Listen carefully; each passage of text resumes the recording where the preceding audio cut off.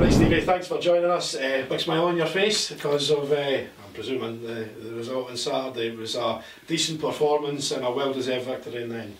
No, it was important. You know, it went on a few weeks longer than we had hoped for, but to get the 3 points was massive. And you know, if Inverness had won, that fourth place would have been a very, very hard one for us to focus on and try and get towards between now and the end of the season. But it's made it tighter. I know the league was getting tighter behind us as well, but it now gives us something very much to focus on between now and the end of the season. The game itself, the first half was a bit forgettable, but the second half we came out, particularly the first 10-15 minutes of the second half, managed to get the goal then, and you know, we did deserve the win in the end.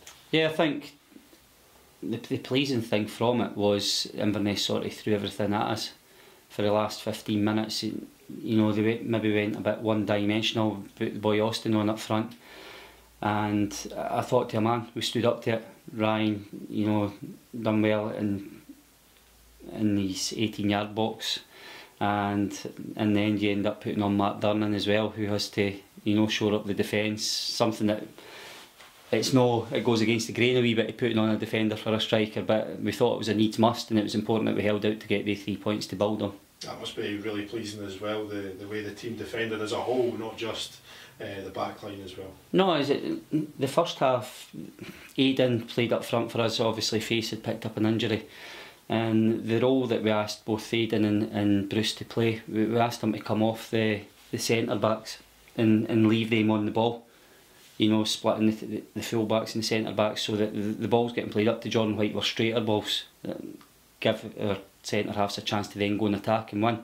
And I thought the two of them carried out that for the team well. It maybe didn't allow us to get some link-up play and combination play between the two in the first half, but I thought we started the second half sprightly. It started right for Bruce getting after one, and you know, the crowd then get behind us. And another thing was, I think the boys appreciated that the supporters, they had the feeling that the crowd were behind us and they've been frustrated. So, you know, it's a two-way thing. When the fans see that we're giving a lot, they're quite happy to get behind us. And as I say, there's nothing more pleasing that you come away with 3 points and everybody goes away with big smiles on their faces. Another pleasing aspect as well was the return of Louis Longridge, the first team action. I know he had 45 minutes for the reserves during the week, but were you pleased with his contribution in the last 20 minutes? Yeah, it's probably a bit unfair to Louis, but the way that he trained last week and the way that I seen the game going, you know, probably Bruce still managed to get after our centre halves a little bit, but Louis just dropping back in to give us, you know, that little bit more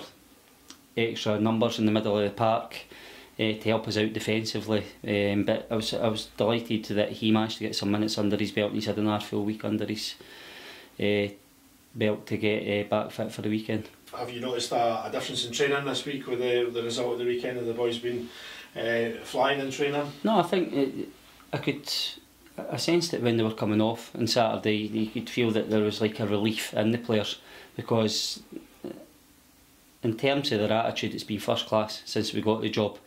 And you know, I'm not saying desperate is the right word, but they were really keen to try and get us up and running.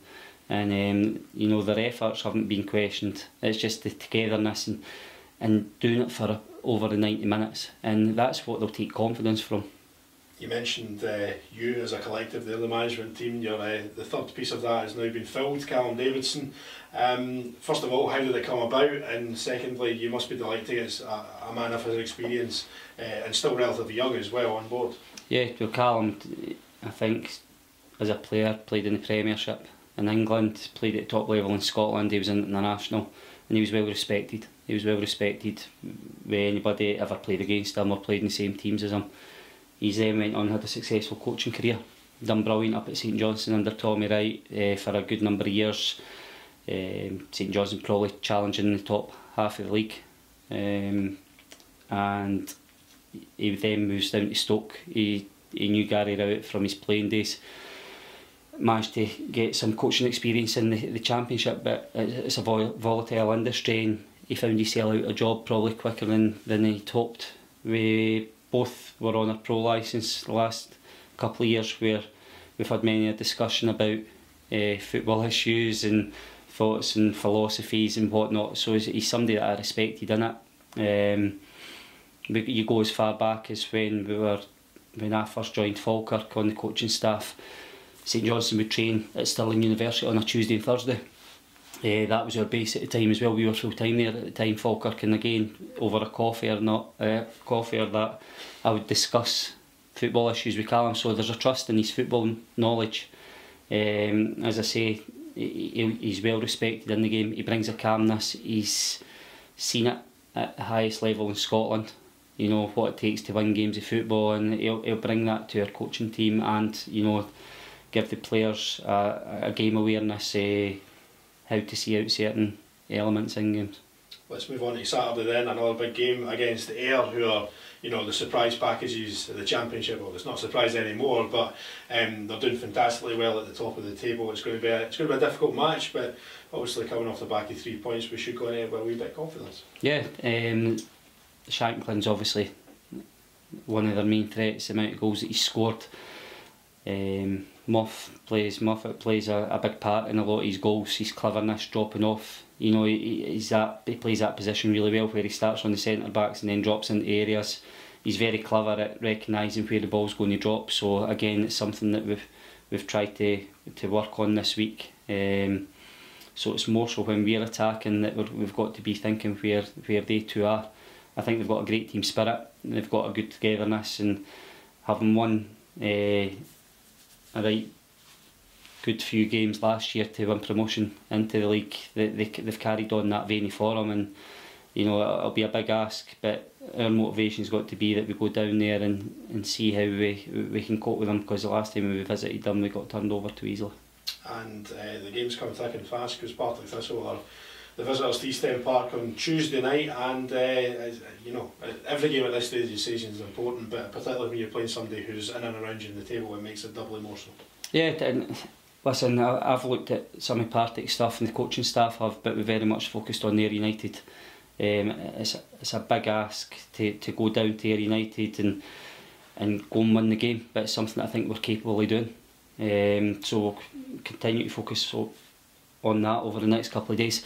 The Partick one, they've added to their squad over the January transfer window, and they're on a right good run at the moment, but we won the game 1-0 here earlier in the season.